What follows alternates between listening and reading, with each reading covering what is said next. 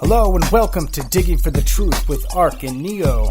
This is episode number 7, and we've been away for a couple weeks on vacation, so just playing a little bit of catch up now. Apologize for not having a podcast in a little while.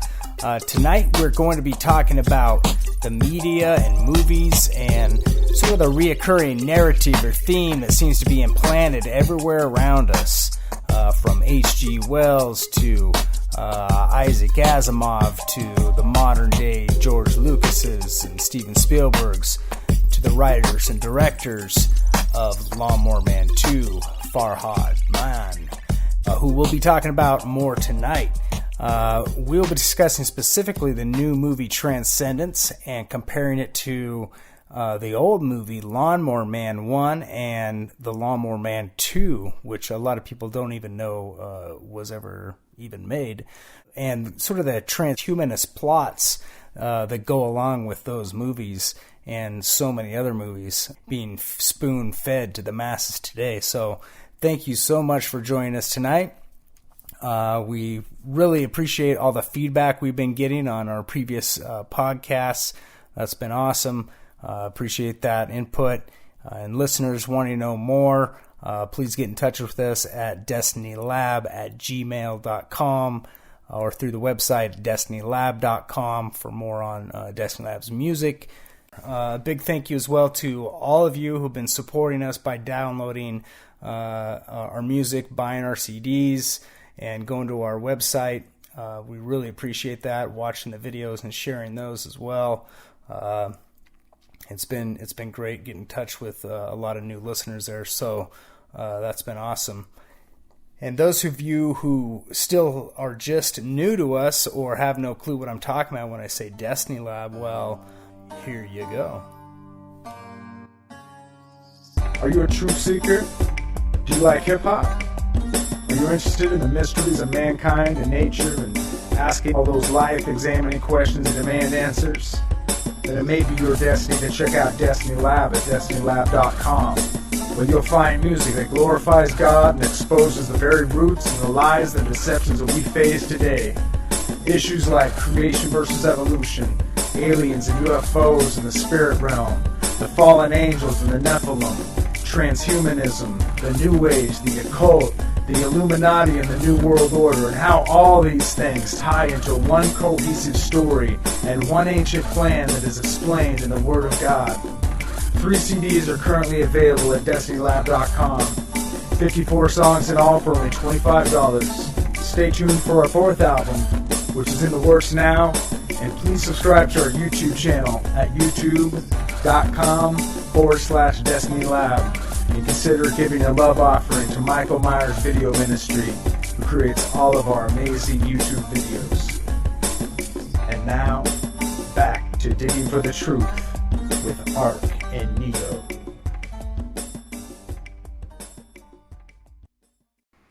Hello everybody, and welcome to Digging for the Truth with Ark and Neo. We're going to kind of talk about Lawnmower Man, Transcendence, and Lawnmower Man 2. Which a lot of people don't know it was even a movie ever made, and then a few other things as well tonight. So, how you doing tonight, Neo? Doing good, Ark. Good. So, you watched? Did you watch Lawnmower Man again here recently, or you just seen it before? Yeah. No, I watched it recently again. So, okay. Yeah, pretty interesting. I hadn't watched it in a long time, but probably at least 10 years, and so it was kind of creepy seeing some of the things in there, especially the crazy symbols that were flashing on the screen. Yeah. Maybe that a little bit later too. Yeah, it's really interesting how kind of blatant it is. You know, I think, just like myself, I think back then so many people, majority of people were just, not associated to those type of occult symbols or anything. I mean, when we probably saw that just looked like Egyptian hieroglyphs or, who knows, made up little symbols. I mean, you don't necessarily relate it, but nowadays that imagery seems everywhere, so blatant everywhere that it's a lot more recognizable for what it is. Well, it is, that's the, when it's kind of crazy thing to get into sometimes, but the people that the occultists, use these symbols to conjure spirits.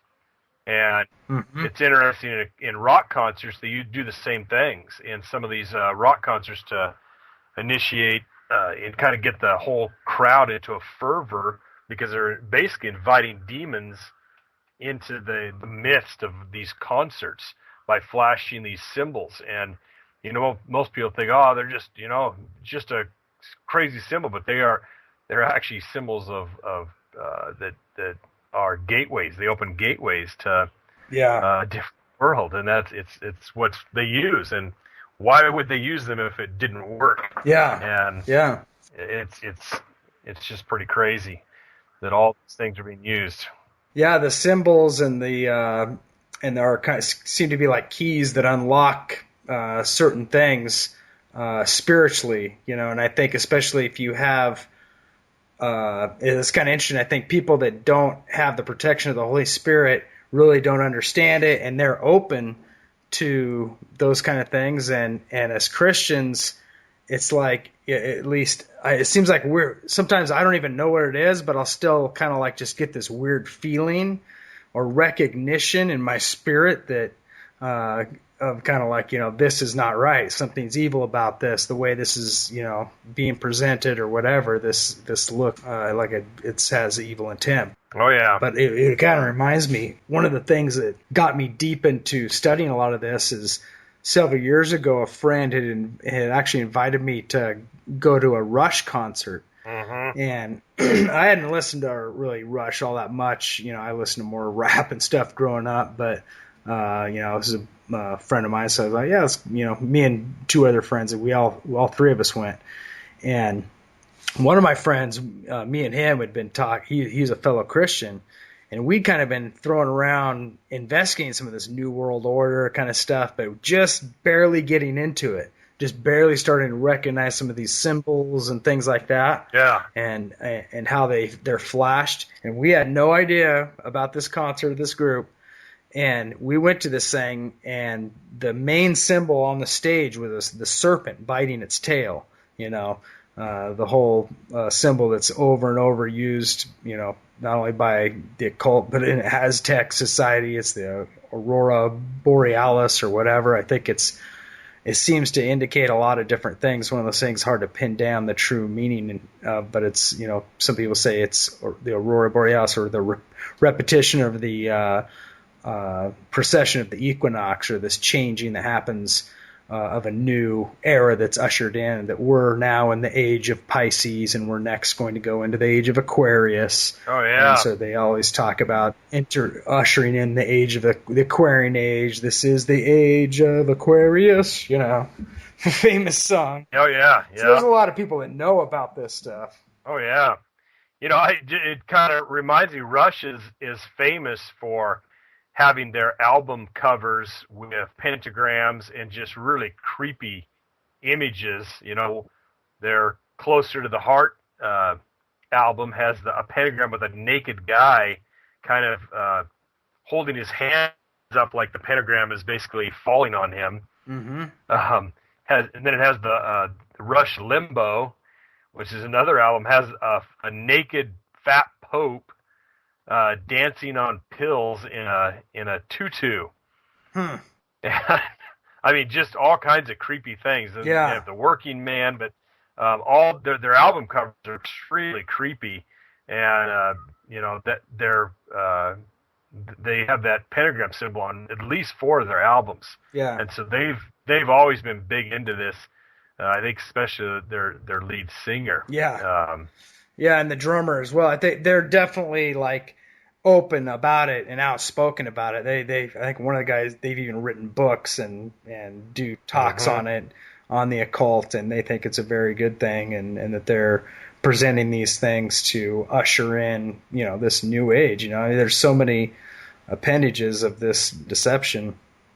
I was actually talking online, kind of got in a talk with a fellow online on Facebook, talking about the grand delusion, spoken about and it's Thessalonians, I believe, and this grand delusion, this great lie, and what this is, what specifically is this thing, and, I really, the more things are unfolding or whatever, I'm just more and more convinced that it is the original sin, that is the grand delusion or the deception that will be somehow, repackaged in some form or another in the end times as well. So, and whether it's going to be through transhumanism or whatever, it seems to be the main thread.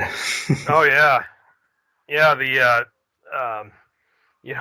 other thing that kind of strikes me, I don't want to keep going back to the rock concert things, but just got me thinking about it, is just what a fervor people get into during rock concerts. I mean, they almost go insane during these things. I've never been a real concert goer and really got caught up into it, but some people absolutely go insane. They almost become, they look like they're almost possessed because they're, jumping around and just wild-eyed and going crazy. Oh, there's definitely a spirit stuff going on. I mean, especially if there's drug use going on. I mean, I know, back in the day, I used to be big time into, I went to several Grateful Dead concerts, with buddies I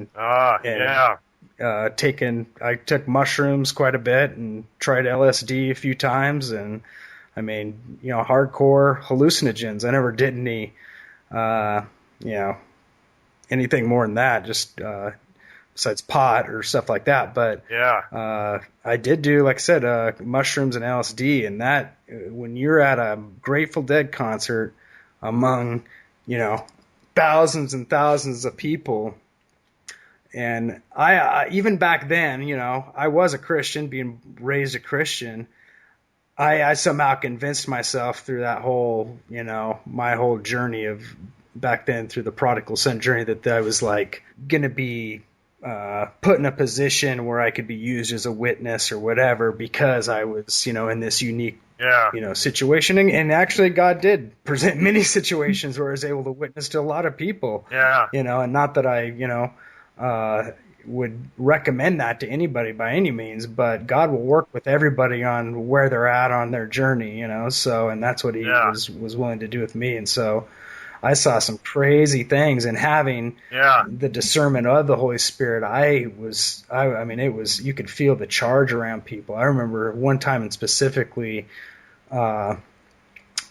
walking through a crowd of people, and people basically just constantly just walk, you'll just see these people that just move nonstop because they're so, hyped up or whatever. They're almost in a trance, aren't they? Yeah. And they're just in it. It's like a hive mentality. Especially the Grateful Dead. Everyone's moving this kind of like, wave of motion and dancing in this kind of wave of motion. And the music really some of these songs last for a half hour or more. Yeah. And it really, really builds. There's something about the music that takes you from this very, very kind of slow, and then it'll slowly build faster, and people just start this building frenzy that builds up, and it's a spiritual thing. It really is. And I think people that don't have any kind of that long for spiritual connection, that's why it's so appealing, because you can feel it. You can feel a kind of this idea of a family atmosphere. Hey, we're all together as one, and we're all moving as one. We all feel this same kind of spirit, and so. Yeah, don't they do a lot of outdoor concerts? Oh, pretty much everything's outdoor. Yeah. Yeah, it seems like they have a completely different crowd or different demons that affect the people at their concerts. They kind of have the skull with the thunderbolt on it, or roses. They have different symbols, it seems like, they use in their albums, and then creepy eye coming out of the rose. Oh, yeah. There's the skeletons walking around. I'm just trying to remember all the different albums that I've seen for the Grateful Dead. Oh, they're kind of a hippie group, is what they look like too. But, there's all kinds of conspiracy theories related to the origins of the Grateful Dead, that they were created by the CIA, through the whole LSD, to basically present LSD to the masses. because the government did a ton of experiments with hallucinogenics back in the 50s, 60s, and 70s. Soldiers, on civilians and soldiers. They actually dosed an entire town over in France with LSD. Children, women and children, several people committed suicide and died just to study what happened. Yeah. You can look that up. And then there's other where they actually bought brothels, basically brothels in the inner cities. As these Johns would come in, they would slip them LSD, and they would have hidden cameras in and lock them in rooms and film their reactions. So there's all kinds of crazy things that were going on. I mean, and that's just the things that leaked out that people happen to find out about. I mean, I'm sure that's just the tip of the iceberg. But they're a lot different than like the rocking bands like Motley Crue and these other bands who have the symbols like that, but they have like a almost a violent or a sexual type frenzy in their concerts. These guys have the peace, swaying back and forth, the teddy bear, the rose, but still dead in the end. They're gratefully dead. It's still the same spirit. It's still the same spirit in the end, and the deeper you go, the more clear that is. And even if you talk to hippies, some of these rainbow gatherings, and when you get into the shamanic, type people, they'll admit in the end, it is about the serpent. Yep. And the serpent energy is what we embrace. I mean, we do understand that, but we do it from we understand that it's peace and it's love and it's just knowledge. So. They just get sucked into it, but it always ends in the same path, even though there's all these tentacles of different paths to get to the evil road. They all lead to death in the end, which is kind of ironic, Yeah. I mean, it should be the biggest evidence to people that are, I guess, looking from a honest, skeptical viewpoint, just taking a stand back and just saying, hey, look at all these people kind of basically saying the same thing, but they're all coming from these different kind of perspectives. It's presented in all these kind of masqueraded different varieties. That tells me this is a dishonest spirit that's presenting this, because it can't just, can't be honest. Yeah. Now, what did why don't you talk a little bit about Transcendence maybe first? Tell me about that. Yeah. Okay. So I was expecting Transcendence to be, super blatant and it did have quite a few blatant moments that were, very new agey or whatever, but it's not like it presented transhumanism in a positive light necessarily in the end, and neither does Lawnmower Man and 1 or 2 necessarily. I guess depending on how you look at it, on what side, but they are definitely kind of presenting like this is what it is, this is what's to come, or this is the idea that's out there, like it or not, this is what it is, and this is what's going to happen in one form or another. And Transcendence was basically the same idea of this scientist that basically had created this technology that allowed people with disabilities and whatnot to be able to regenerate brain tissue and download their consciousness, and that they were figuring all this out for good, positive reasons, and that there was this other group of people, and it didn't call them Christians per se, but they were these people that had the whole unplug tattoos on them. So they were all about unplugging from technology and kind of lived out in the woods or away from all the technology. So they were basically fighting this whole thing, and one of them ended up basically shooting the guy that was promoting all this technology, but the guy lived, but he had within this bullet some sort of poison that was basically the guy was going to die within 5 or 6 weeks. Yeah. So he knew he was going to die, and they targeted him and a bunch of his colleagues. They killed some of his other colleagues. So all this technology. And this is Johnny Depp. He's the main. Yeah. This is Johnny Depp, who's the main scientist in the movie. So he's basically He's dying now. Then he's dying now, Yeah. and he's basically, his wife or his girlfriend comes up with this idea because they had supposedly done this with a monkey, that they downloaded a monkey's consciousness into a machine, and they try to convince this other colleague to help him out to do this. And when they ask him, the other colleague is like, yes, but the monkey, the only thing he did when we awakened him in the machine is he just screamed. That's all he did is scream. So, were these people living in the woods, were they kind of being portrayed as Christians, or were they just No, and that's where, I mean, it wasn't as over. I mean, we know exactly, who they're talking about. I mean, it's not necessarily just Christians, but anybody who recognizes, I guess this as being a bad thing, to where people would try to live forever and become immortal, So, and Johnny Depp in the movie is definitely all about it. I mean, he's on stage doing this presentation, and one of these unplugged guys asks him, he's like, "You're basically wanting to, create gods, aren't you?" And Johnny Depp says, "Isn't that what man has always wanted to do?" And so, I mean, they don't, it's like, no ifs, ands, or buts, no beating around the bush. It's just kind of presented as, the reality that it is. It's like, why him-ha about it and try to ignore it or deny it anymore?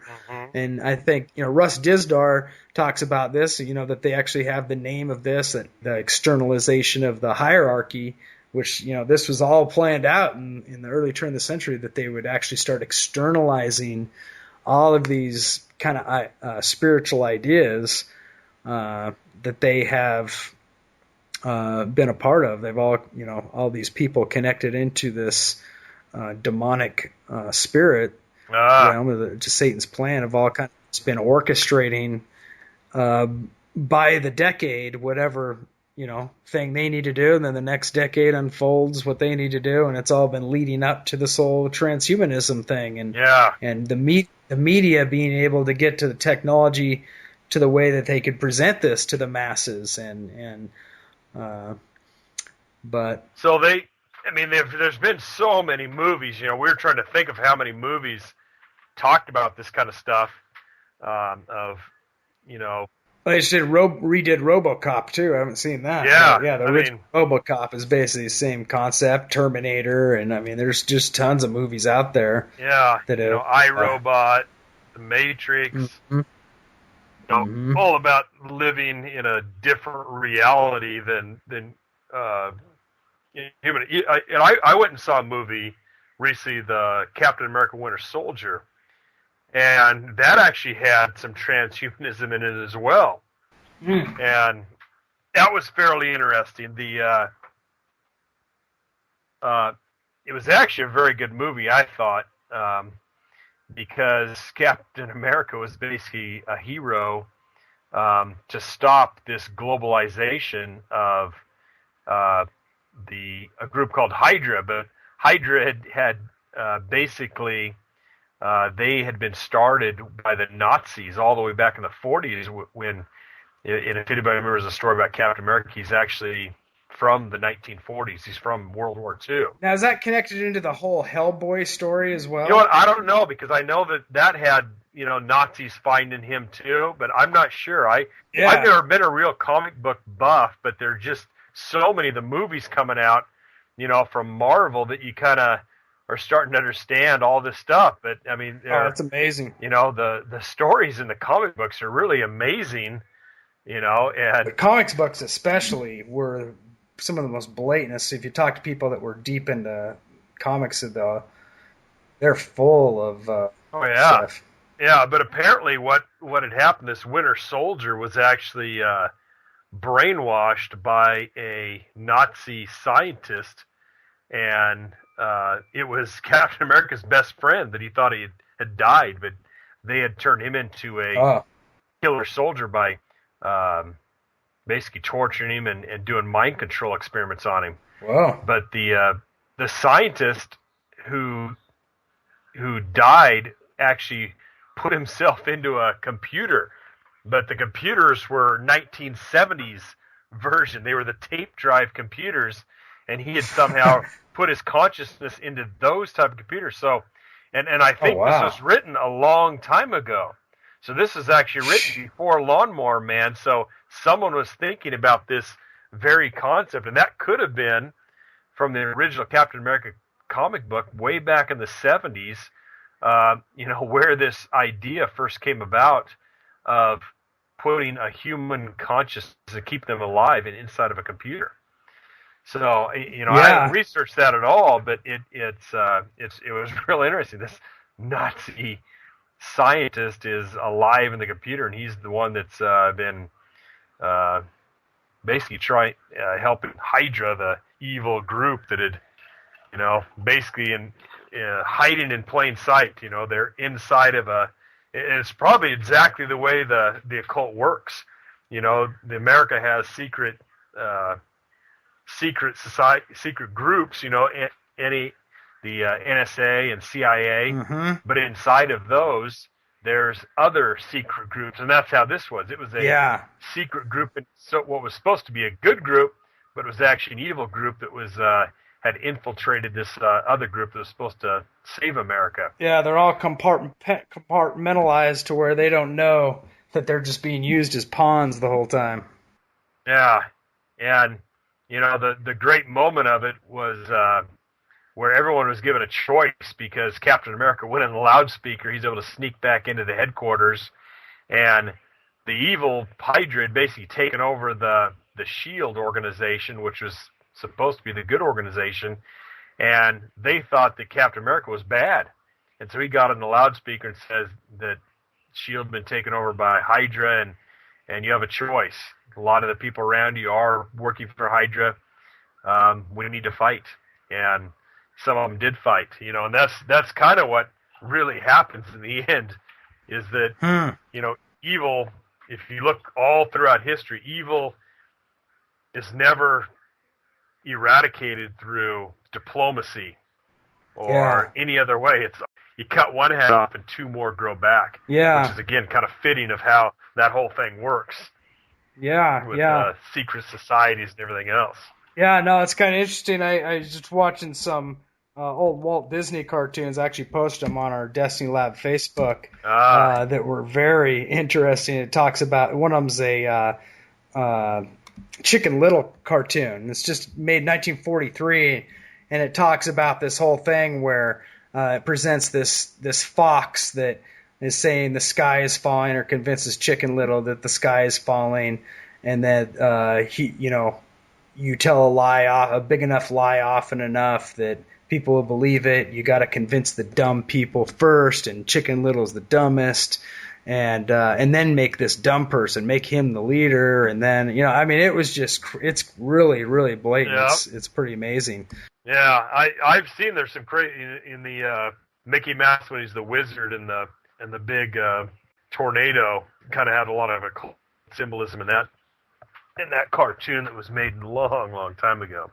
And it seems to be what happens. They'll use art or a different format to present their message in a way that's just underneath the surface. Unless you knew what symbols to look for, you'd never even recognize. Yeah, no, it's interesting, and there's even a Donald Duck one that talks about the pentagram and esoteric knowledge of how that works, and how Pythagoras unlocked the golden ratio and all this thing. It was actually pretty interesting. Not that all these shapes are anything wrong with shapes and symbols. These are the fingerprints of God.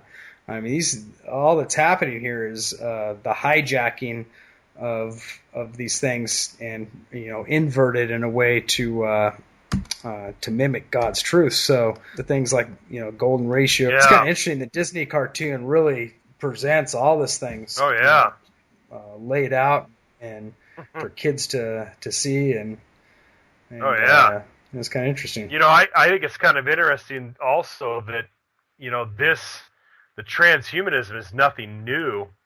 The Bible speaks of it as basically the whole conflict between God and the serpent and Lucifer. Genesis 3, 4, and 5. When when the serpent deceived Eve. She tempted her by saying that you can become like God, knowing everything, both good and evil. And that's really what this all stems.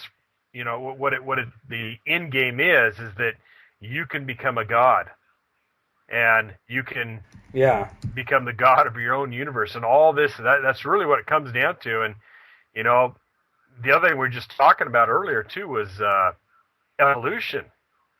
The end game of evolution is that you will become a god, because what they believe is that somehow man is getting better, bigger, smarter, more powerful, and that every step of evolution we've gotten better, and eventually we will evolve to be gods. Yeah. Even though that's, it's ridiculous. We've kind of talked about evolution, how insane it really is, and the lack of evidence for all their crazy claims. One of their basic claims is that somehow in the genetic makeup of man that information is added to DNA. Yeah. And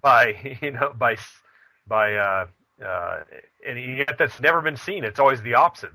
There's always genetic information being lost. And every time, animals, humans, everything else. And even though the evidence is against them, they'll still, because of this this dream of theirs to become a god, they will believe it no matter what. It's really their religion. The evolutionists are really hanging on to this because they have nothing else no other hope. Yeah. Their only hope is that they may someday become a god. They may be the one that evolves to become the god. And that's really their motivation for why they do what they do. Well, and I think that's why all these technologies that are coming about, people are so excited about this and willing to kind of like overlook what they know to be the negative repercussions in the end of these ideas, and what will have to happen. The idea that, religion's going to have to go, and all these Christians, they're probably going to have to be wiped out. And, and they're just willing to have these consequences and turn the other way, just kind of like the Holocaust, in Germany, to where it was this kind of the same idea, this evolving of a new man, and that, hey, this is just part of the culling process. And, if we're going to have a good stock here, we can't have, diseased DNA and bad blood and all this, and Jews, they're just like rats, they're just like bad rats and spread like vermin, and we just need to wipe all that out so we can be clean. Yeah, Adolf Hitler used evolution for his motivation. Eugenics. For eugenics, that the master race, the Ubermensch, the blonde-haired are the ultimate race, and every other race needs to be wiped out because they're inferior. And he thought of that as good. Yeah, it was a good thing to do because you're speeding evolution.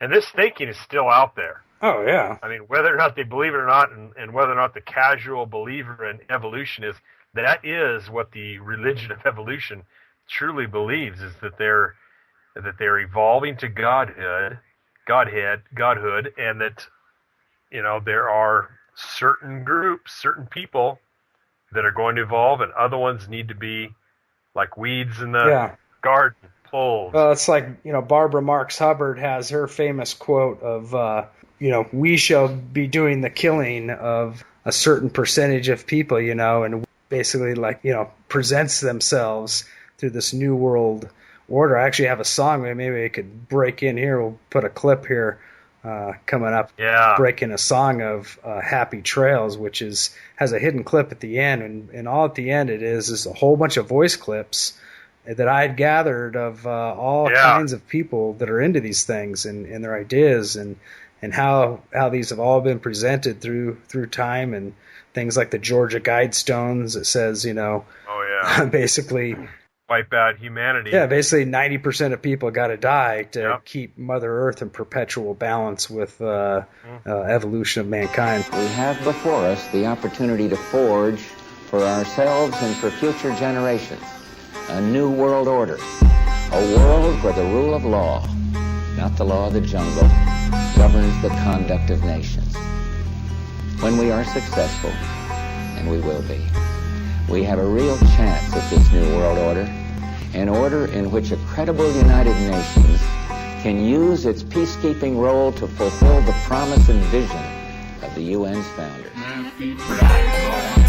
Fire, night, dog signs, lightning ignites the skies, blinds the eyes, rips flesh, frightening, the road slow, visions slow, leather oaks, twist, evil witches, twitch, cinch lips, splitter wing, gripped, clog, vein, clenched, fist, eclipse, sage, wind, enchantment, vanquished mazes, mystics, dance on graves, enslaved and raised hearts, ripped from cages, crazy legs, frenzy beneath the wheels, the seals revealed unveiled, you'll see happy trails.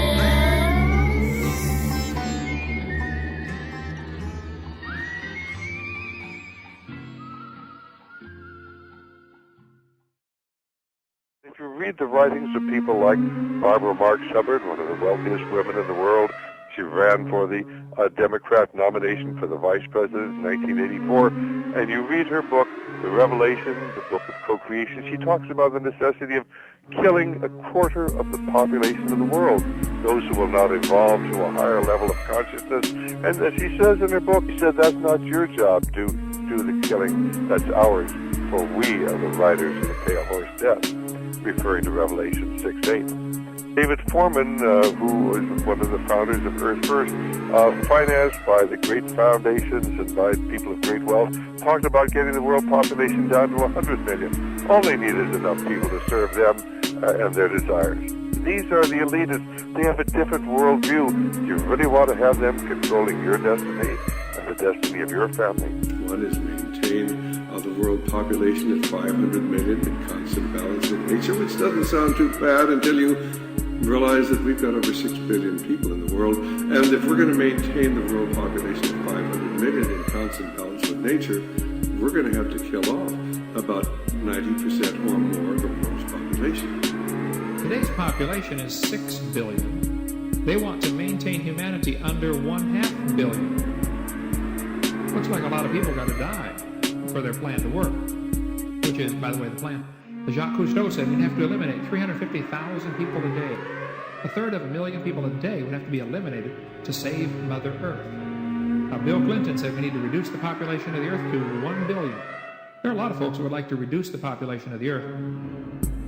A magazine called the Omega Letter says that there is only one obstacle to world unity: Christianity.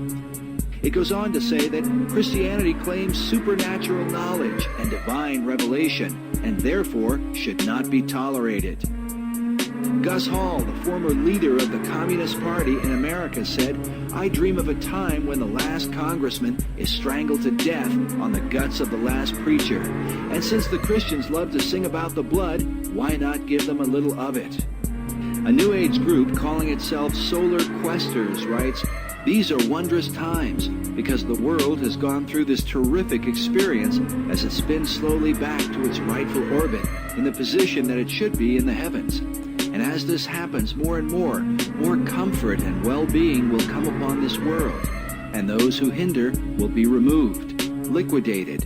They must be wiped clean off the face of the earth." Ruth Montgomery, sometimes referred to as the herald of the New Age, said, "Millions will survive and millions won't. Those who won't will go into the spirit state because there is truly no death." The authors of a New Age pamphlet titled Cosmic Countdown claim to have received messages from a higher intelligence. The pamphlet says the world should be forewarned to be on the lookout for the decimation of populations. These peoples will eventually be replaced by the new root race about to make its appearance in a newly cleansed world. Aleister Crowley taught that a global massacre would be necessary to bring about the New Age. He wrote, "There is a magical operation of maximum importance, the initiation of a new eon. When it becomes necessary to utter a word, the whole planet must be bathed in blood." Before man is ready to accept the law of Thelema, or will, the great war must be fought. This bloody sacrifice is the critical point of the world ceremony of the crowned and conquering child as Lord of the Eon. It's not like this is anything new or anything anybody can really argue isn't happening at this point. I mean, we all have got to deal that this is a reality. You either got to say, okay, this is just people playing practical jokes, trying to pretend to be Illuminati. They just think they're all like, high and mighty, but they're just kind of like, little kids playing magic tricks behind the scenes wearing costumes. You either got to come from that perspective, or it's the two drunks with boards on their feet making the crop circles type thing. Yeah, they're just you just willingly try to make up something that you can grasp onto that'll somehow explain all these supernatural things that seem to be absolutely agreeing with the Bible and unfolding of prophecy. It's like, oh, that cannot be true. Yeah. It's got to be something else. And so they'll just oh yeah, it's aliens. Of course, aliens did it. Yep. I was gonna go back to. Got to finish talking about this Transcendence here. So basically, the whole idea of this whole Transcendence movie is this guy's gonna die. And so they decide to upload him into the machine. They plug him in, and he literally becomes self-aware within the machine. They turn him on, and they start acting with him, and he suddenly they just give him his own thoughts at first, which he's instantly able to now categorize. So he basically can remember all things exactly of his own memory and kind of have knowledge of everything that he's ever tried to figure out. So he starts figuring out all these things that he had been studying as a human. Suddenly it all makes sense and clicks and comes together that he was, trying to figure out. So his subconscious, conscious basically integrate together because his mind is not stopped, or basically. That's how they presented it first, that it's just kind of like himself kind of figuring out. And then, he's like, I want plugged in. I need more data. He's just, because he's like, I'm not going to figure this stuff out because he's like, I got to help people. This is it. I have the answers, so he's like, gets this idea, this savior mentality that, he's been burdened with this sort of like mission to save humanity because he has all the answers now, and he knows how he can have free energy and all enough food to save all humanity, so he can be the one that allocates the resources. So that's the other deception that's used over and over again as a lie by the demons too, is that they give special knowledge. Yep, humans aren't smart enough, so we need something out there smarter than ourselves, that's more evolved, that can make those decisions for us.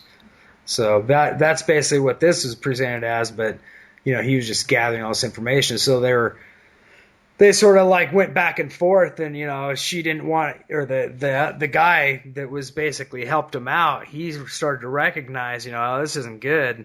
So he basically he ran away from it all, and he went on kind of on the side of the unplugged realm, because he saw the dangers in all this. Girlfriend plugs him into the internet, and so he basically, she's like, what do you know? He's like, I know it all. I figured everything out. So he basically just starts. She's like, well, how are we going to do what we need to do unless we have money? And all of a sudden, he's like, no problem. And he opens up her account, and it's like, just billions of dollars, just as much money as you want. Interesting. You're just getting all this money from nowhere. I mean, it's like, and so he had manipulated some stock market that she owned, or some stock that she owned, or company, to basically everyone buy into it and make all these billions and billions of dollars. And they go into a small town, some hick country town where there's a bunch of rednecks, and they basically buy this town and just kick everybody out. They're just like, we own everything here, and they just buy this town because because they have enough money, and they just convert this Yep. entire town to this like data gathering center, this self-supported center, because they know that people are after them or whatever. So they have all these, solar panels set up to gather the energy and all this stuff. And he starts building this giant underground base, and then he starts creating nanobots that start, self-replicating and create machines, and then he makes machines with these appendage arms, like robot arms, that he becomes able to control. So then he's controlling these robot arms to actually physically start making and building things. So how did he make the original items? Did he just hire people basically with all the money that he had? Yeah, they just So he hired got- he had that much money that he just brought in, just thousands of people, just all these crews of he basically shows him kind of call this contractor and say, we want all the best of best, bring it all in right now, and this guy basically does it. And so he becomes all, nanobot man or whatever. And then one of the guys, it's actually the guy, speak of it, the guy that he hires as the contractor gets hurt on the job. And he's like gonna die, and so they bring him underground. He's like, set him on the table, I can fix him. And so he basically starts working on this guy through his machine and nanotechnology, and basically heals this guy and brings him instantly back from the brink of death. And then it shows this guy, and he's walking around like picking up stuff like 10,000-pound things and just moving them around. And people are looking. He's like, obviously you feel better. He's like, yes, I feel much better than ever. And so he's like some superhuman, now that he's been worked on through this technology. So then he starts, and then it all goes to his head because he thinks he's a god. I mean, he basically believes he's a god, and all this knowledge goes to his head. And he starts basically possessing everybody around him through this nanotechnology. And it's kind of interesting, if these guys get shot or killed or whatever, they kind of just, the dirt itself starts sparkling, and these nanotech out of the actual dirt form up and start reforming them and building their bodies back. So, and in the end, he's able to actually become physical in form, and the gal goes back to try to save him, and she injects herself with some sort of a virus that is the only virus written that can actually destroy, this whole technology from the inside, but it will destroy everything. It'll actually destroy all of technology and wipe out anything and everything. Yeah. And so she basically ends up convincing the guy, for a split moment, snapping him out of it, and convinces Johnny Depp to kind of like willingly, take the virus, and they both kind of collapse and die together. At least that's the way it makes it seem. And then it shows, like, skips ahead like 5 years later, and it shows that he would actually, and I forgot to say, he was actually controlling the weather as well. So at one point he was actually making it rain, and within the rain itself were these nanoparticles. So he's spreading these nanoparticles through the rain and the weather. So in the end, it shows like 5 years later, and everything is kind of in this Mad Max torn up kind of world. And the guy that was helping him, that became part of the Unplugged group, kind of goes back to this guy's house, and he's looking in his garden or whatever, and it kind of zooms in on this like droplet of water, and the guy's kind of talking to himself, and he's like, I wonder why they created this garden. Yeah. Kind of like, the whole new Adam and Eve, and that it's setting itself up for part 2, where both the man and Johnny Depp and his girlfriend will be the new Adam and Eve somehow, and bring back a new humanity. So that was kind of the gist of it all. And I mean, it was pretty, mundane compared to Lawnmower Man 1 and 2. But Anyway, people should watch it for sure if they can get access to it for free. Yeah. But now we were talking about Lawnmower Man, the first one, and I kind of remember it starting where it's basically a scientist, and I think it's and he's working on all kinds of different things. He's kind of obsessed with his work, and he's kind of gone as far as he can with himself. He's trying to, basically he was going into this virtual world, kind of like the Tron world, and doing these different things, and he wanted to experiment on a person as well, because and they had given it to an ape too. They gave ape some virtual helmet, and it was kind of funny when I recently watched it, because I hadn't watched it in years and years either, because it sparked all these memories of when I actually worked on this movie. I don't know if people didn't listen to the previous podcast, I actually worked on the Lawnmower Man movie as a special effects makeup artist on set and behind the scenes. So now, what are some of the things you did in that movie? Well, that helmet that the monkey wears is one of the things we worked on, and it's kind of just like a virtual reality plastic kind of helmet that was a vacuum form type piece. And then we the real cheesy part where Job's head collapses into the scene, which is a bad effect. And we did actually some stop motion type thing that was actually cut out of the movie that we worked on, and then some bullet hits and squibs and some of the different props and accessories and stuff of the helmets and stuff. But anyway, it was interesting to view that with new eyes. Very cool. But the first part was that he got the monkey all into it, but then the monkey escaped. It became so smart that it basically escaped, grabbed the weapons, and got its way out, so they had to kill the monkey. So he was all upset that his, wonderful monkey, who he'd spent so much time with, that was actually getting it and becoming more human, evolving to a human or whatever. He died. And so he became very frustrated and kind of immersed himself his own technology. Yeah. Now, if I remember right, then there's this, this neighbor kid. He's kind of a 20-something-year-old kid, but he's mentally disabled, but good kid. They call him the Lawnmower Man because he mows people's lawns. Mm-hmm.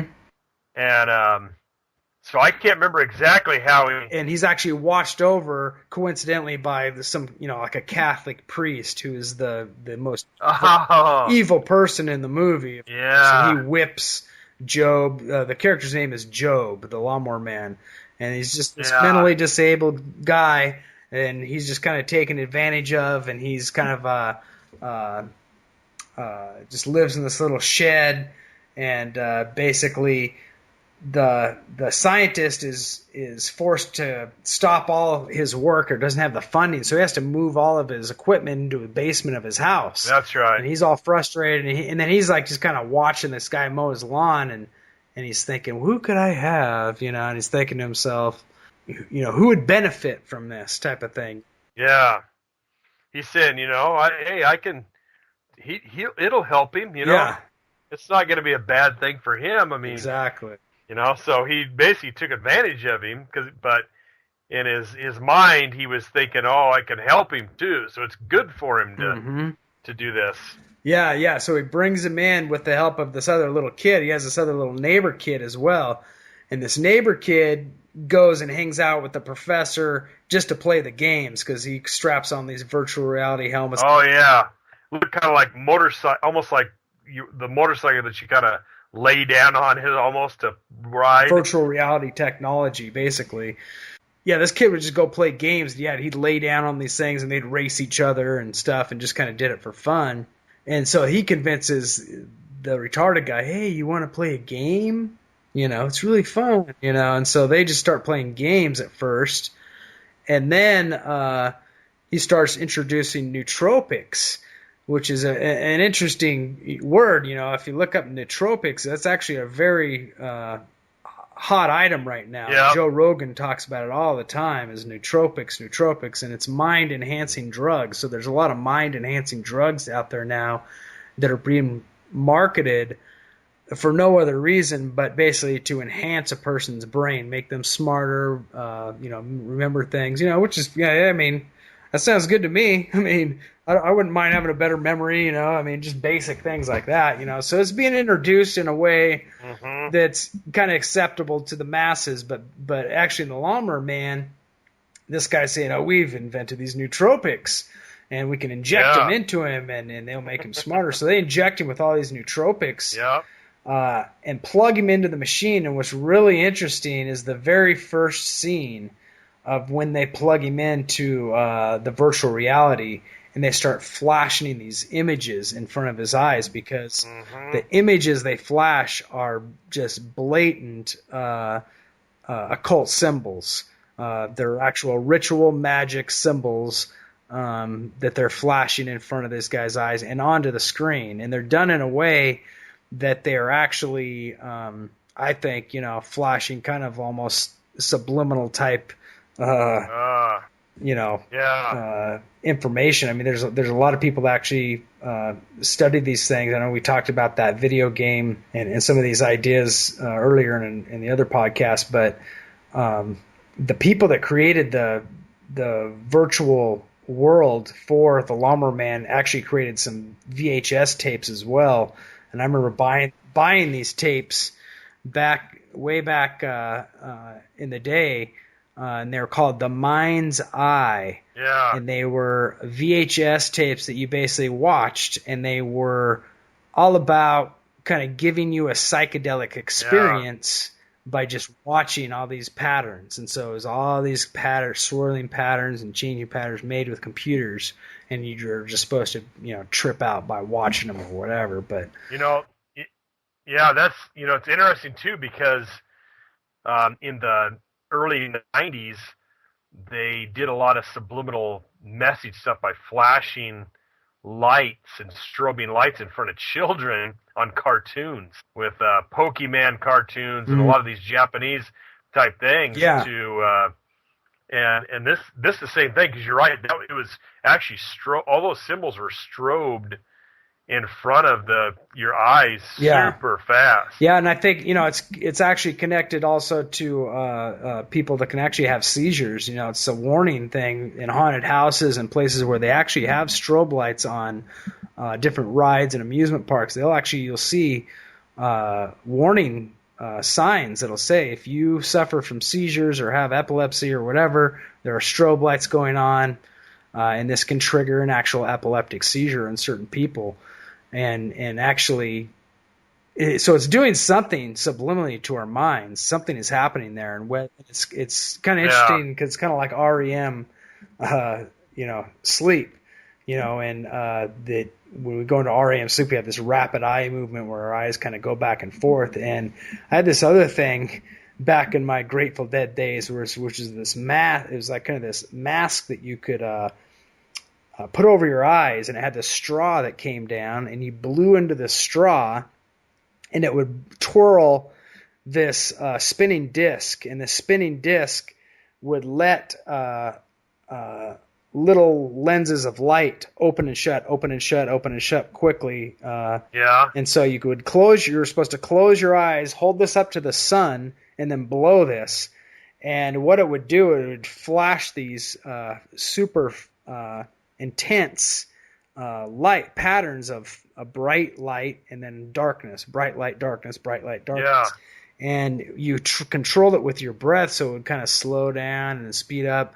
And it was a very, very fascinating thing, because it actually triggers in your mind all these patterns. It actually creates these, kaleidoscope patterns in your mind through what it said was triggering your rapid eye movement and tricking your brain into a dream-like state without knowing it. Wow. And I had no idea what I was messing with. I just thought it was, whoa, cool patterns, man. Yeah. Check this out, but it's very interesting knowing now that, how all this stuff has actually been studied, and actually, I think a lot of people have actually made this down to a science where they can actually know the actual rates of sound, not only patterns of light, but also patterns of sounds incorporated into that at the same time that create some sort of a harmonic, I don't know, disturbance in the brain. You know what it reminds me of? It was been a long time since I even remembered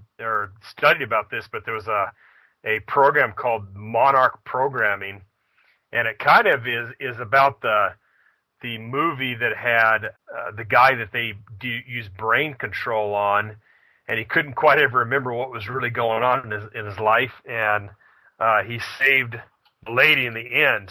But he was actually a soldier that they had done this mind control things to, and one of the things that is actual in science is called scarring of the brainstem. Basically, what that was is they it's kind of like weightlifters. If you lift really hard and you break down your muscles by overexerting them, they build up stronger when they recover. And your brainstem, they can do the same thing by flashing lights in front of them very fast. They can actually scar the brainstem, and then that actually allows your brainstem to have photographic memories. And they actually use this Monarch program to do this with a bunch of the early computer programmers in the military, because it was so hard to remember all of the lines of syntax to code. Wow. And so it's almost like what they were doing there in that movie, because if you actually stare at that sequence, you kind of feel kind of weird, you know? Exactly. Exactly. No, I mean, you can recognize it. There's some sort of discernment through, I think, the Holy Spirit to recognize what's going on there. It's definitely, you do feel something. There's a lot of, it's kind of like those NASA gym, videos that I played that clip about, the guy saying that he had, sleep paralysis after watching these things. It's the same thing. Oh yeah. Yep. And the Project Monarch, I mean, that's a pretty famous thing. It's all connected to the MK Ultra stuff that we've talked about. And there's thousands upon thousands of people that claim they're connected to this. I mean, and some of them pretty well know. I mean, I know, not that Roseanne Barr's the source of knowledge, but she's very blatant about talking how Hollywood is ran by MK Ultra, and that mind control is definitely in full effect, and she doesn't try to hide it anymore. And if you watch, the shows like through Jeremiah Films, they sold their souls for rock and roll. That really digs deep into how the music industry and it's kind of sad. It's almost, you watch it and you're just really let down, because all these people that you really liked or thought were just great artists basically admit that they were gave themselves over to possession over and over and over again. And the Doors and the Beatles and Elvis was a huge Blavatsky follower. He read all of Blavatsky's books, would read them on stage. He all of his ornate actual costumes were based upon channeled master drawings of the Theosophical movement from all these channels and whatnot. I mean, it's just creepy stuff. But I've heard that too, and that's it's just crazy. Yeah, it all kind of interconnects through this bigger web once you start looking at the source and the actual background of it. Yeah, Pierce Bronson was the professor in Lawnmower Man. And I'm not sure if that was one of the first movies he did, but Job, he after he starts going into the virtual reality, then he starts, becoming more intelligent, and I remember one of the scenes that he actually doesn't let the priest beat him anymore. Yeah. So, and then that's actually where it all starts, turning. Yeah. And then, women. Yeah, he starts dressing up. And so he starts dressing up, being Mr. GQ. And then eventually, he starts to change, and it kind of, like you said in the other one, it kind of goes to his head. He becomes, he wants more. He keeps wanting more. And It's kind of like what happened in the Matrix too, when they started downloading knowledge into Neo's head from those tapes. Said, I know kung fu. Yeah. And then Exactly. I'm going to teach you jujitsu. And then they just in 30 seconds he knows it. So Yeah. And that's, people would love that. Totally. People could do that. I mean, people just say, yeah, heck yeah, No, I want to imagine- know calculus. Yeah. I mean, why should I go to school for 12 years? I can just stick it in my head. Well, It makes sense. Yeah, we're taking just think about the slow and subtle steps from telling stories verbally to then creating writing to pass that down from generation to generation, to creating machines that record our voices, to then creating, actual image machines that carry those stories, and then implanting this information actually into our consciousness is just kind of this inevitable step. I mean, just from books on tape, we don't want to read anymore. Let's just listen to them. It's just being kind of listen. I mean, it's just step by step by step. We're priming ourselves to be accepting of anything and everything that's going to make our lives simpler and easier, because we've become so dependent upon technology. Yeah. So it's pretty interesting to see happen. And it's like, I think these movies are all just kind of like an illustration of the reality that we all recognize on all sides of the view, whether you're a Christian or not. We're all kind of recognizing this, and it's just kind of bleeding through art and through music and through and through that spiritual actual charge of whether you're on the side of Satan or you're on the side of God. Yeah. They have their plans, and people are all just kind of caught in the middle of and in between. Now, Lawnmower Man was the movie was based off a Stephen King short story, but the short story for Stephen King wasn't really about what they made the story out to be. It was about almost even creepier stuff. Yeah, we talked about that a little bit in the last one. Now I haven't actually even read the real story. The satyr and the pan. Yeah, it's about a creepy guy that was a satyr and did rituals to blood sacrifices through his lawnmower and stuff. So I want to kind of check that out just out of reference to see what it's all about. But they actually merged a book called Cyber God.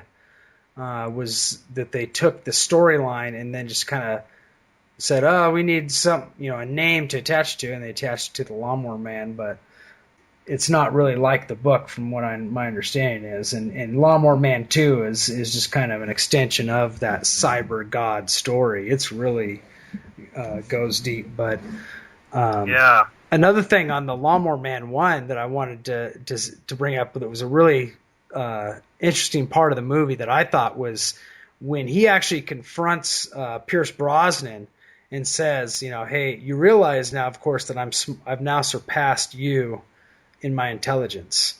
I now know more about all these things than you do, the person that invented them.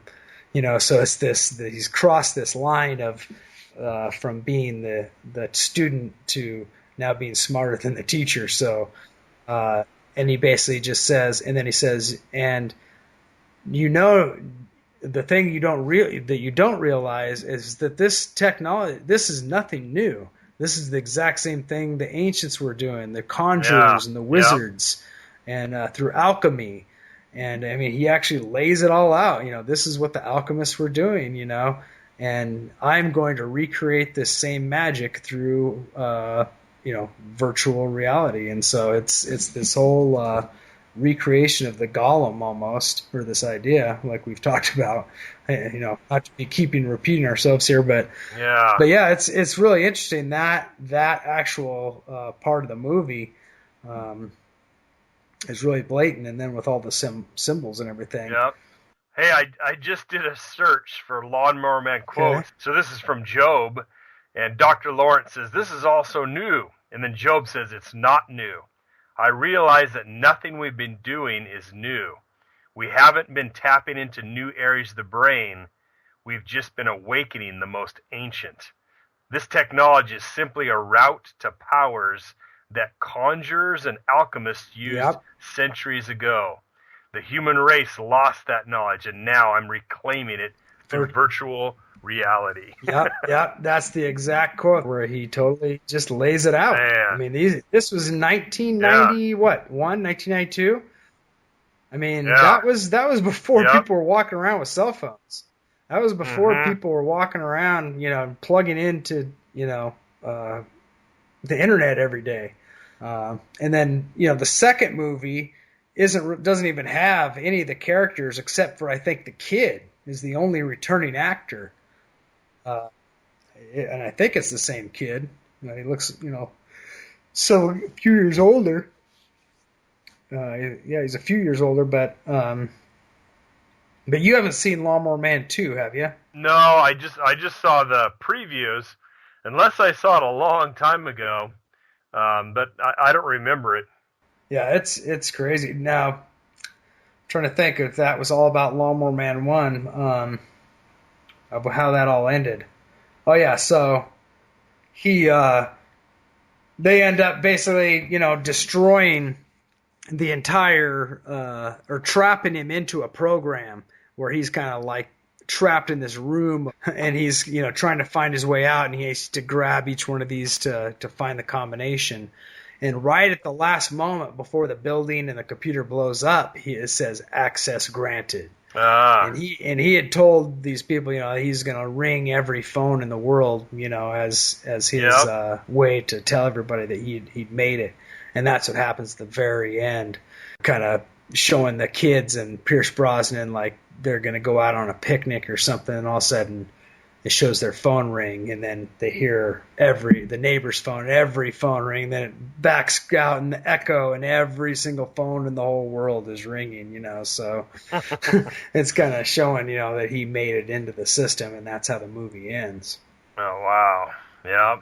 But part 2 is really interesting. So the part 2 starts off basically is showing it kind of years in the future, or a few years in the future, to where they're actually kids playing virtual reality games and strapping into this, plugging into the system, and it's kind of a known thing throughout the culture to where everybody's kind of plugged into this. And it was made in 1996, Lawnmower Man 2. A lot of people don't know it was made, but because it just kind of came and went and has kind of been buried. But it's really blatant. It's worth watching just to, see how this stuff was presented back then, because I know you and I were talking earlier about it seems like they've kind of almost toned down things and made it more, they're blatant with the symbols, but they're not as blatant with, like, their actual agenda as much. They try to make it, like, they try to make it as something good and acceptable nowadays, it seems like, where back then they were just really showing it for what it is. Yeah, but it's basically is it a continuation? Job kind of remanifests himself and kind of tries to take over the world? Is that what kind of happens? Well, so what happens is basically it shows that a guy is like trapped in a fire. Some guy gets trapped in a fire and is really injured, and so they bring him into this technology thing, and so they feel that he's a good person to try this technology on. I guess they basically reprogram him, but he says, I feel like I'm an empty shell. When they awaken him, he's like, I feel there's this big empty space.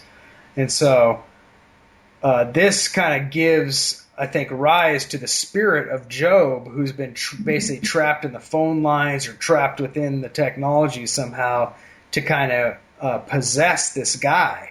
Yeah. And so Job takes possession over this guy, and so this guy now says, I am Job, and this is all I know, and I know this, and I know that, and he becomes this super smart, kind of intelligent guy because, he's merged into this technology. And he gets hired for this company called the Virtual Light Institute. And it's this place that's just straight up total New Age occult, all about one world unity and enlightenment.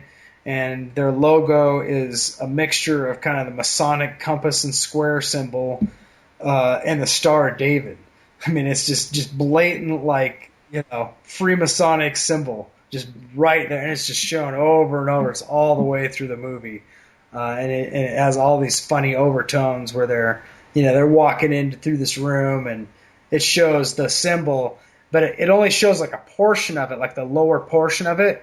So it looks exactly like the Star of David most of the time. They kind of clip it off all these times to where it looks like the Star of David, but then it'll show it like the whole Masonic symbol as well. So it's kind of weird how they go back and forth from that. And then a gal's like, careful about the monitor there, and the monitor has a big symbol on it. She's like, that monitor will kill you. So kind of these subtle overtones like that, and then they have it's this high tech technological kind of underground facility, and then they have all these like Aztec and Mayan god sculptures hanging on the wall with this stuff. So they're integrating all this kind of Mayan symbology. And this was, of course, before 2012. So a lot of these, the guy who wrote it, Fahad. The director of the Lawnmower Man. Yeah. Yeah, Lawnmower Man 2. The guy who wrote Lawnmower Man Part 2 has been involved with all kinds of other movies and other blatant occult type ideas, and so he's Farhad Mann. Yeah, Farhad Mann.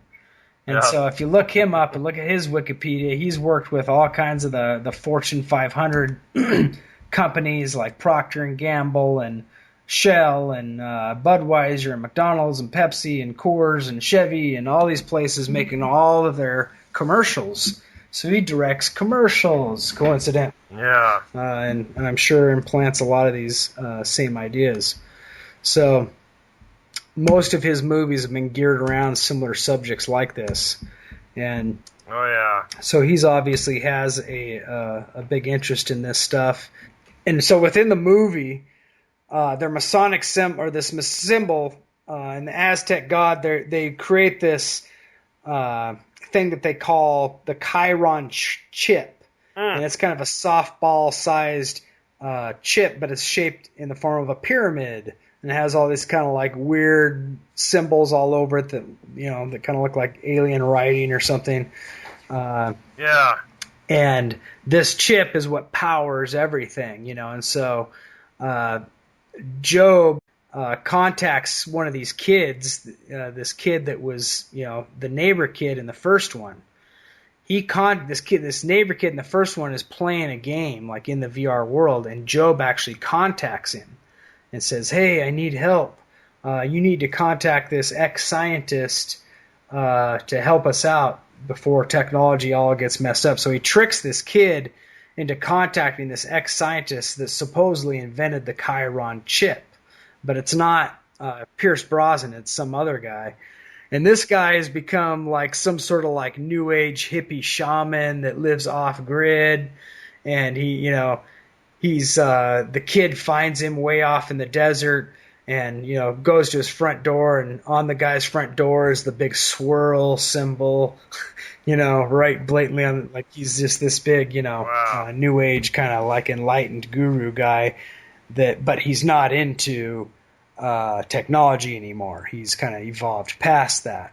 Yep. So he's kind of gotten all out of the technology thing. But this kid convinces him that he's got to come, and he gets tricked into kind of getting plugged into the machine. They basically say they get the president, actually the virtual light company, the head of this virtual light company, basically calls up the president and he says, "We're going to do a presentation and we're glad, happy you could come." Yeah. And they basically say, "If you could don your iPhones, Mr. President." What? Yeah. So they have this whole thing of iPhone. Yeah. Like, oh, that's interesting, And of course, the iPhone slips over. It's this like head thing that they wear along with these glasses. This is centered perfectly over the center of their forehead or their third eye, and they call it their iPhone, and it transports them all into this virtual reality system. But what's interesting is their virtual reality presented in Lawnmower Man 2 is indistinguishable from reality. They're actually indistinguishable from humans, so they look exactly like each other. So I found that kind of interesting, because I think that's when they can actually do that, when they can make VR goggles, or what they've now made is these contact lenses that they're presenting. Oh, yeah, yep. And when they make those that you can actually tap into VR and it becomes indistinguishable from reality, then people just live there. Yeah. Wow. So one of the things this virtual reality, or this virtual light institute guys, when they plug Job into the system and he becomes like all powerful, they start asking him questions. They want to ask him questions to gather information. And the very first question that they ask him is, they say, he basically says, let's deal with the true believers. Can you tell me, show me all the contributors and followers of fundamentalist religions over the past 5 years. And all of a sudden, all these pictures of people start flashing on the screen, and just pulls up millions of people in this database. Yeah. And then it shows you kind of the right-hand woman of the henchman says, they think they're all going on privately, but little do they know that once they connect to the light link, we gather all their information. And this is in 1996. I mean, this is way before people were really plugged in through social media and all that. And she's talking about how they just, they'll freely give it over to her. We don't have to pay for it. They're just going to freely do it. Yep. So, and then the very second, it's funny because the very second question he asks after wanting to see all the Christians, he says, now show me all the hypocritical Democrats that make over $300,000 a year. So, like he's trying to be fair and balanced or something, so it's kind of fascinating how they did one that. extreme to the other, Did it show all of them? Yeah, same thing. Starts flashing all these names and people's pictures all up on the screen, and so it's interesting. And then, so the kids break into this whole institute to steal this cryon chip, and they take what they think is the chip.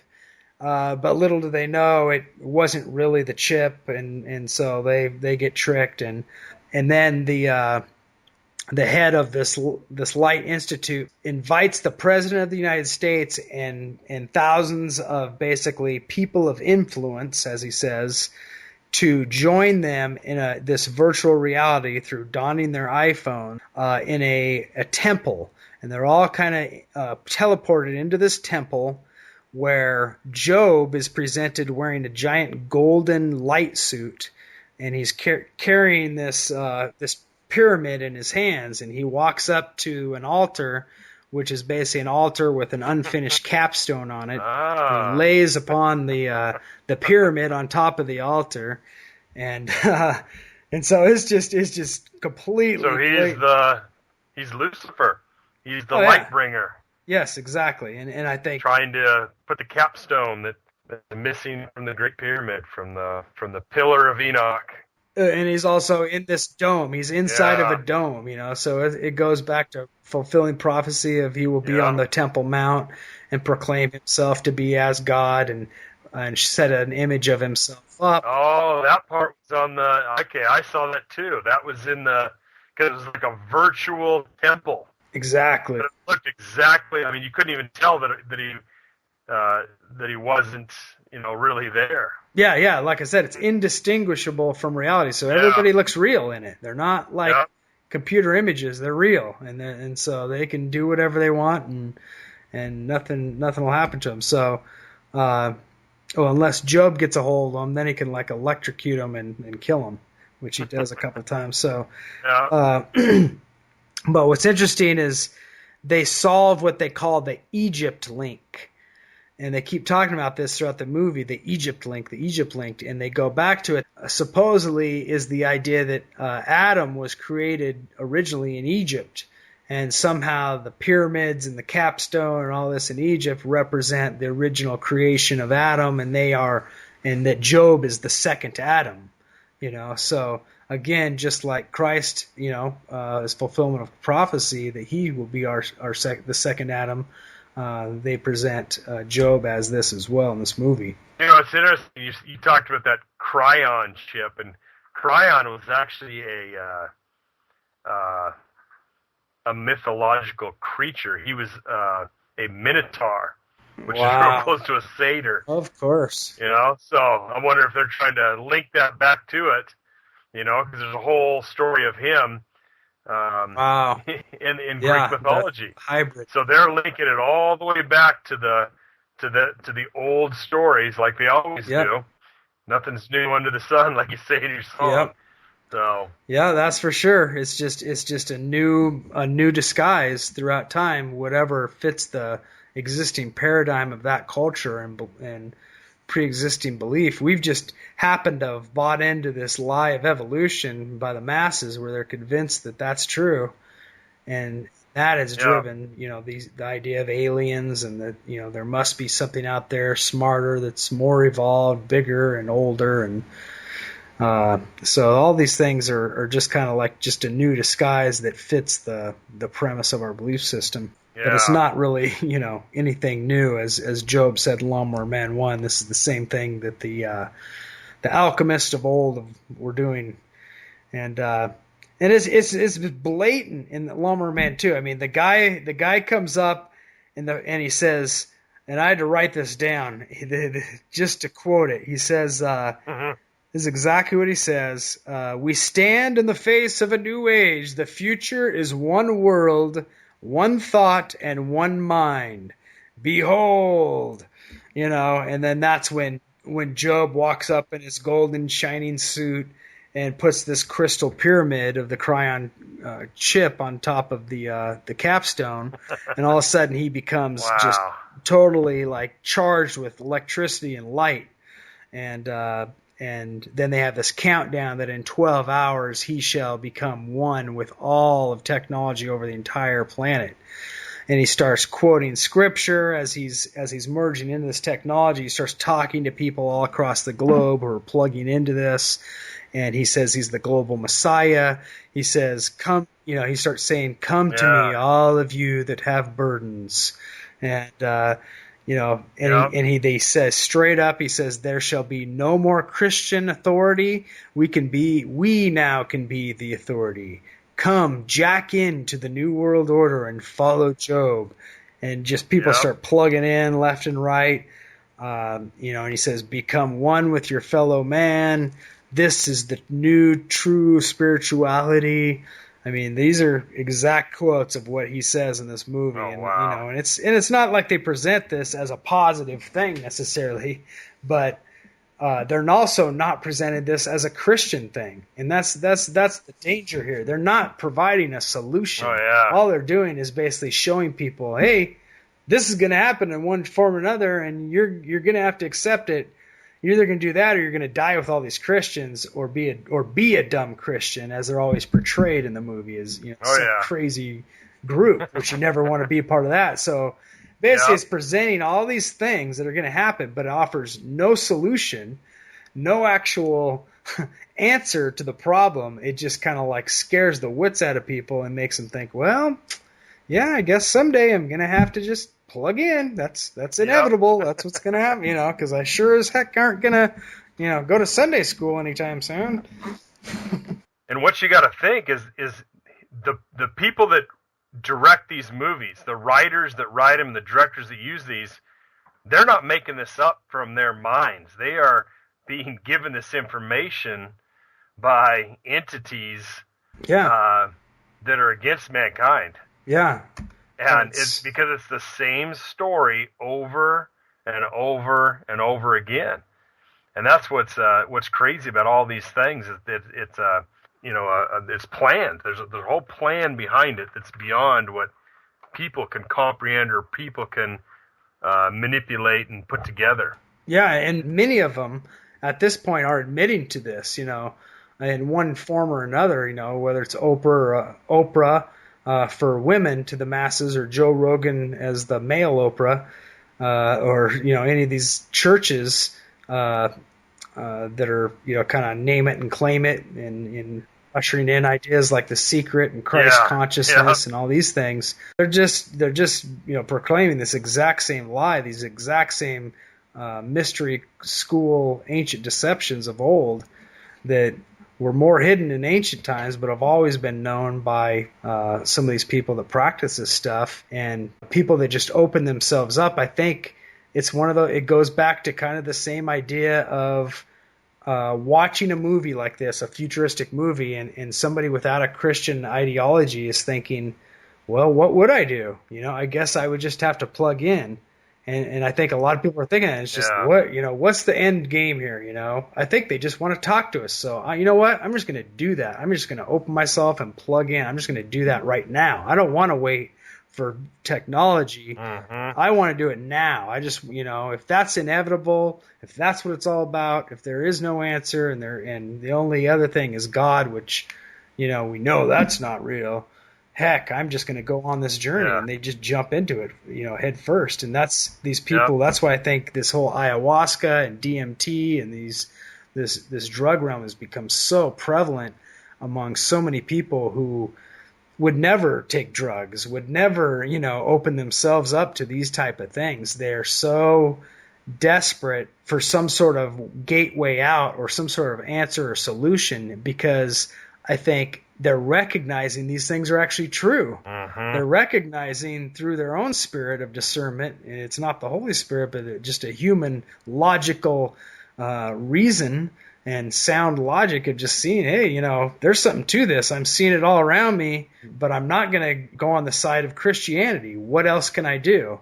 And they end up literally just like becoming occultists. I mean, that's the same ideas that David Icke and Michael Tessarian and Jordan Maxwell, they all present.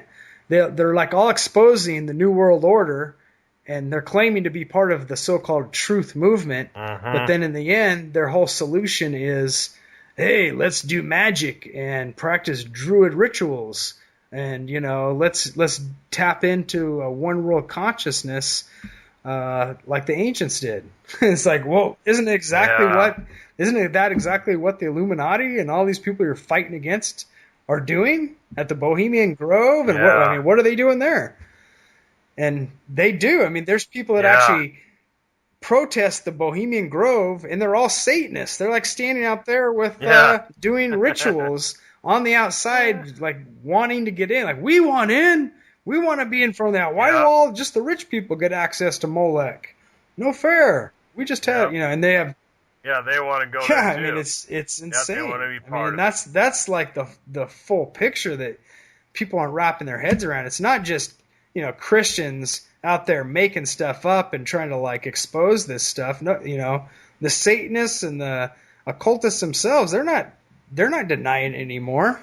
I mean, there's no real like argument about it. It's just a matter of, what are you going to do with the information now that you know it? Yeah.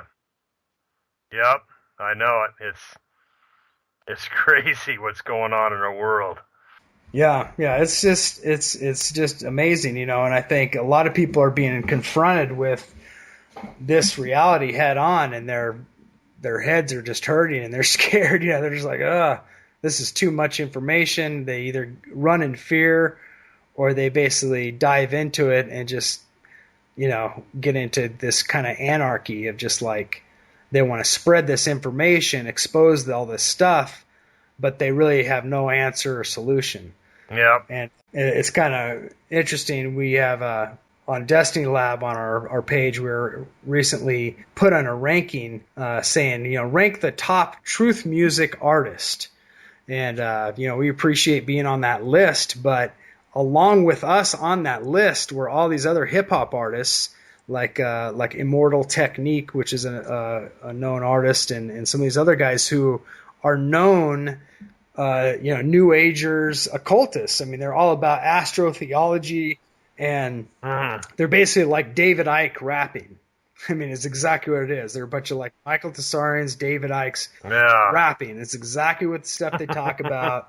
They talk about ancient aliens, that's so awesome, and these are supposed in the same genre of music as truth music. Yeah. And, Chris White talked about this in one of his podcasts, how how frustrating it is to call ourselves any part of what is called the truth movement, because when you say that word, it, what's the definition of truth? It's like that means a lot of different things to different people, and there's a lot of people attaching themselves into this genre or this movement that are just muddying the waters, and they have no solution.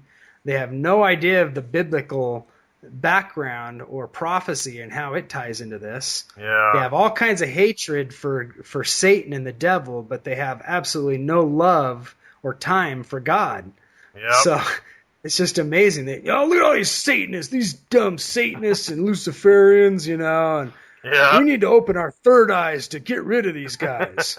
It's just like, really? Yeah. They just are just, wanting a solution, but just arriving at the same conclusion.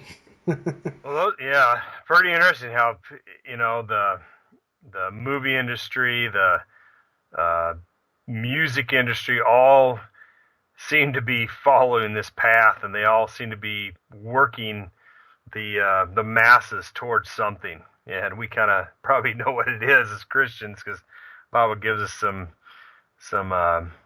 clues on what's going to happen in the end, and it's all taking place. Yeah. Even though they really don't want it to happen, they're being part of it. They're kind of getting all this in line for what the Bible prophesied would happen.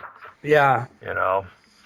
Yeah, it's been recognized by pretty much every group and worldview out there, or anyone who takes the time to just kind of, investigate our reality will begin to see these connections, and they have to do something with this information. So I think people are just kind of like falling into line, and that's what music is doing. You see these artists like, we used to see artists like maybe, Marilyn Manson and a few, kind of creepy people that just did some really creepy stuff. But now it's like, it's just become every day to be as creepy as possible. How creepy can I make a video? And how many dark symbols and occult overtones and all-seeing eyes and triangles can I just throw into it just to spark controversy? Because I know that makes people upset.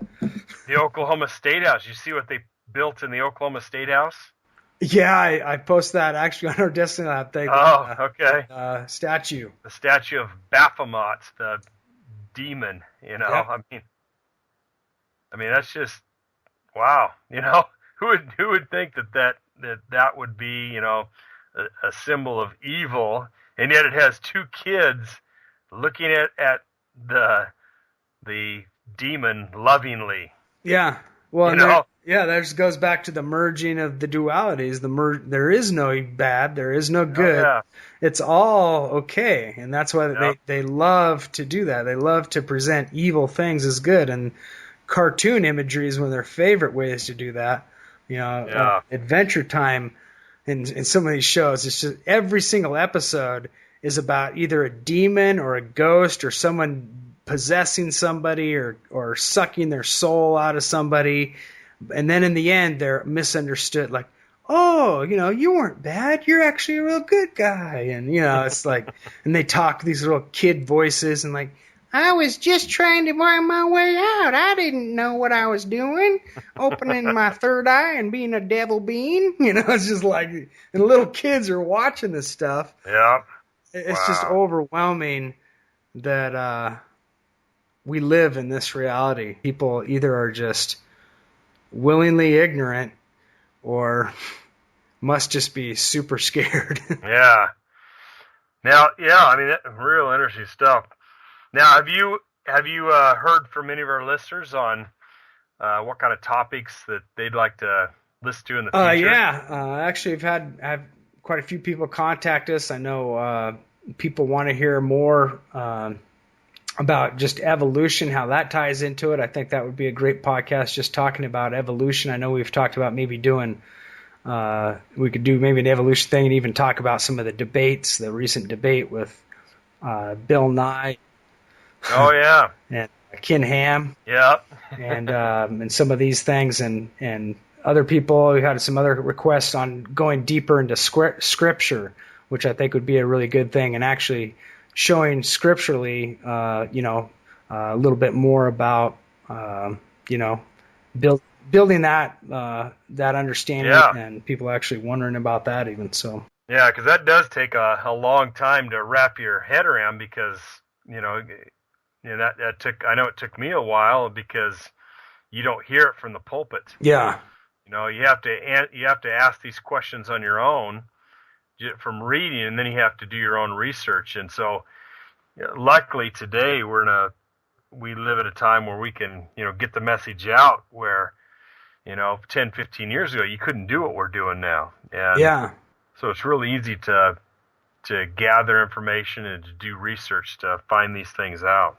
Yeah. So that would be cool. Yeah, for sure. And I know we've talked about doing, some podcasts more on our music. I've talked to Genetics. He's working on some new things. He was just in the process of moving, so so unwrapping some of his studio there to get ready to go on that. So we're gonna do some things with that. Yeah, very cool. I've talked with Michael Myers, who makes our videos for Destiny Lab, about possibly having him on, talk about his testimony a little bit.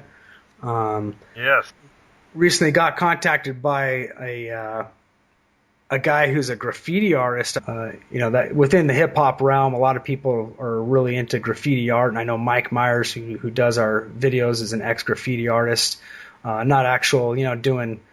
Back in the day, did illegal stuff, but now they actually a lot of legit people that just do graffiti art on canvas or on actual walls where they get permission to be able to do that. But the guy contacted us, who's actually a famous graffiti artist out of New York, who goes by Jesus Saves. I guess that's what he just writes everywhere, is Jesus Saves, and he's done it for like over 20 years. But I guess he's a big fan of Destiny Lab's music, so he contacted us and made a little graffiti art thing of Destiny Lab, and so that was a blessing to hear from him, and heard from a lot of people that have either not heard of the music or not heard of the podcast, or vice versa. So we're trying to reach people through different areas, and I'm also interacting in different forums and places that where a lot of people that aren't necessarily Christian are listening to our podcast as well. So I know we're getting a lot of feedback as well, and people listening to these things who may not agree with this, and we're welcome to hearing about that as well. And I know you talked about the Gog and Magog, and you've been making some other notes of some other stuff. What other ideas you got? You got any other ideas? Well, yeah, I've been one of the things I've been looking at recently and doing some research on is the ancient pagan gods in the Bible, and not necessarily just only in the Bible, but they talk about in the Old Testament, talks about like Dagon, the fish god, and Baal and Ashtaroth, and they talk about the Ashtaroth poles and things like that, and how these tie, and Molech, all these things still tie to what we see today. So that might be an interesting podcast to talk about, the very beginnings of these ancient gods, and how they came into existence, and what people first, worshiped them, and why did they worship them, Yeah. And it's interesting how the names repeat themselves as well through channelers and modern day,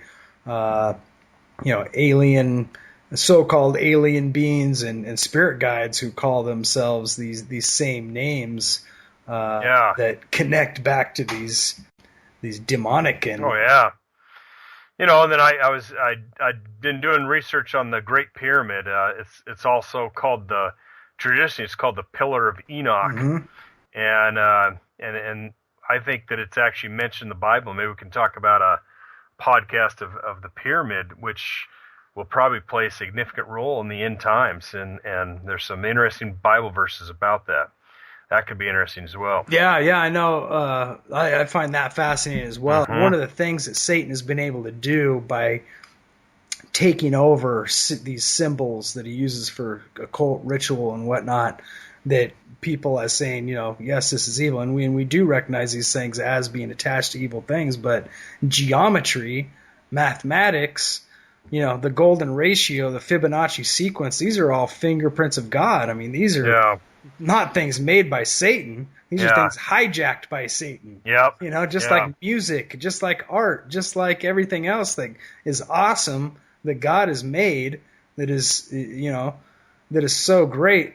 Satan has simply just hijacked it. He hasn't never made anything new. No. So that's the trick on all these things, that we can't be fooled into, thinking just because it's a pyramid that's automatically new age or evil. Yeah. But we also, on the flip side, can't be convinced that, a pyramid has some sort of magical powers that we can, use for incantations through, for the right means, or white magic or anything related to that thing. So it's a fine line there, and God's the authority over these things, not us.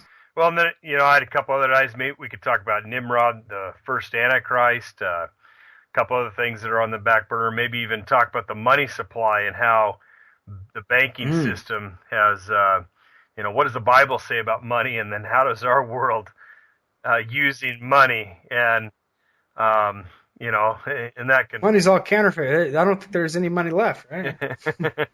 Yeah, we can talk about that. Very interesting, which is right now type of stuff too, but it can be traced back all the way hundreds of years, and how our money supply has been basically hijacked again by a few families, one in particular. So, and then even, another thing that would be interesting to me, might even be talking about a little bit into the ancient secret societies a little bit, and especially the ones where it pertains to people that claim that they have the blood of Christ. The Merovingian groups, and a lot of the secret societies stemmed off of the Templars and the Merovingians and the Guardians of the Grail, and different groups like that. So there's so many things that can be talked about, because there's just so many, like you said, tentacles that have been started. They all emanate from one place. They're being directed from one place. Well, what's fascinating about a lot of that with the whole, did you see they recently said they found the supposed real Holy Grail? Yeah, I did see something like that, and I hadn't looked into it because I just didn't research it. So it's fascinating to think about the whole Merovingian thing, or the idea of these people that have actually convinced themselves that they're part of Jesus's bloodline, and the offspring of Jesus and Mary Magdalene, and all these things, that there's actual real people and groups that have convinced themselves, or Satanists have been able to convince them. And in their hearts, they're somehow guarding this secret for the right reasons, to reveal some sort of new information or whatever. And it's just amazing how Satan is able to worm his way into so many different ideas and ideologies, and present it either in a dark way, a very light way, a very happy way, a very mixed bag way. I mean, there's so many costumes that he's able to get away with, but yet it's always the same idea. And so that's just a that would be interesting to talk about. The original sources, go back as far as we can, as far as what secret societies were out there, and how they tie in. Well, yeah, that'd be awesome. Get some of those things in, and maybe even talk about some of the news items that are of interest of the time. I know there's been a lot of things happening, especially in the Middle East recently, and Israel connection. So, but maybe we can save that for later. There's probably going to be more things happening, really exciting things in the next couple weeks. Too many subjects, not enough podcasts. So, but this has been good. I know we just kind of freestyled tonight, talking about these movies and a little bit more about these ideas that are being spread throughout the spirit realm. And I think it just all connects. We're just continue, building upon this. We'd love to hear more from listeners on maybe some of the things they'd like to hear about. And if you have any questions or comments or concerns, disagreements, whatever, we're open to hearing from you. Yes, excellent. So anything else on closing? No, hey, everybody have a good night and wait until next podcast. Yep. It'll be coming up soon. All right. Well, until next time, we'll talk to you later. All right, bye. All right, bye.